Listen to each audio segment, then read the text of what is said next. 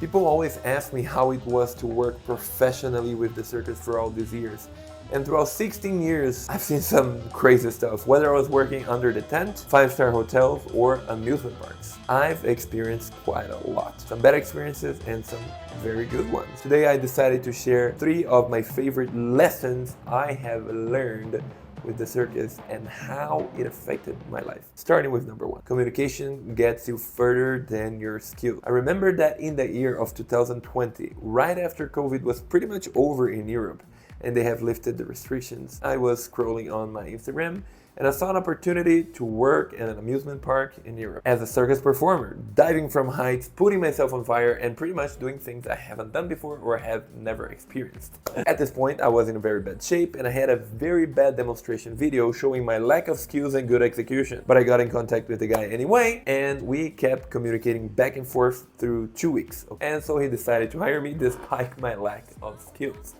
Getting there, I worked with people with World Championship gold medals, people who have been in the Olympics, people who are in Cirque du Soleil, working cruise ships, you name it. Clearly, I didn't feel like I belonged there. But within the weeks of rehearsal, I pushed myself more and more each day, and I was able to learn the basic skills to perform and not hurt myself. After 2 weeks working there, I was talking to my boss, the one who hired me, and he said, I was very hesitant on hiring you because your skills are not as good as the people I usually hire, but you convinced me that you are a hard worker, and now I am so glad I hired you. This is not me trying to brag about my work ethics or anything.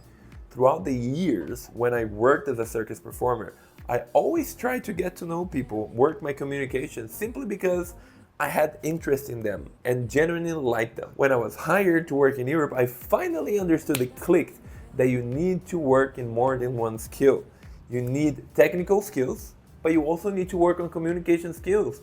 Because of this, many other opportunities showed and unlocked themselves for me, but also for other people that I know and work in the industry, and I was able to help them as well to find other opportunities. Number 2, progress is not linear. It is a wacky curve of deception, and you must embrace it. Throughout my years as an acrobat, I was always fixed on learning the next skill and progression as fast as possible.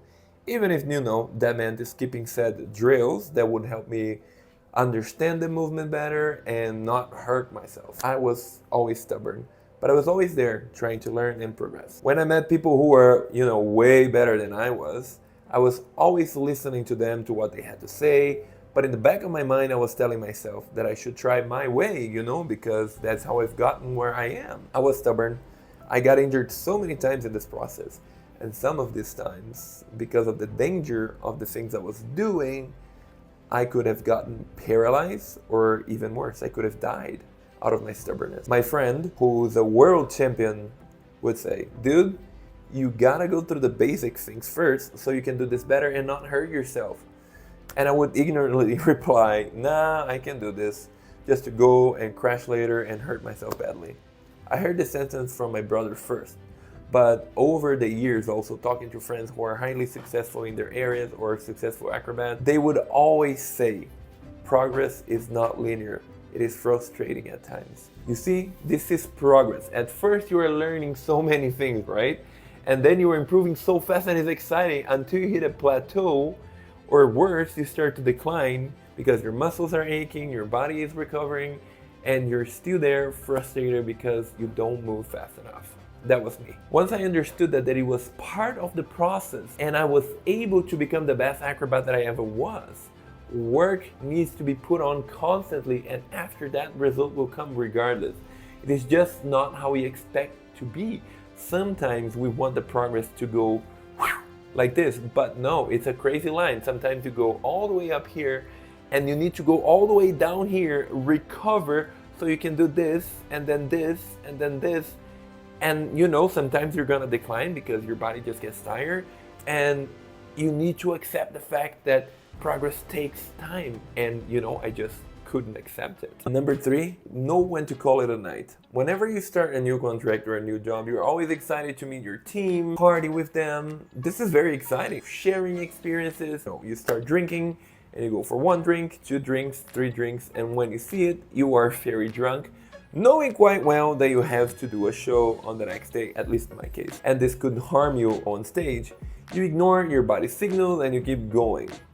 The problem with these things are that they don't just happen on the first few weeks. We can get addicted to that high and to all the attention that we get, and we never know when to stop, when to call it a night. But if there's one thing I've learned with all of this is that there's always going to be another party. There's always going to be another opportunity to drink, to meet interesting people, to flirt, you name it. There will always be more opportunities. I'm saying from experience, in the first month of some places I worked at, almost every other night we would, have parties and drink all night, only to wake up feeling like trash the next day. It slowed my progress, it put me in danger and possibly put other people in danger as well. These times, it is very important to ask yourself, what's more important for your future? Do I stay here and jeopardize myself and harm myself tomorrow, or do I call it a night and go to bed?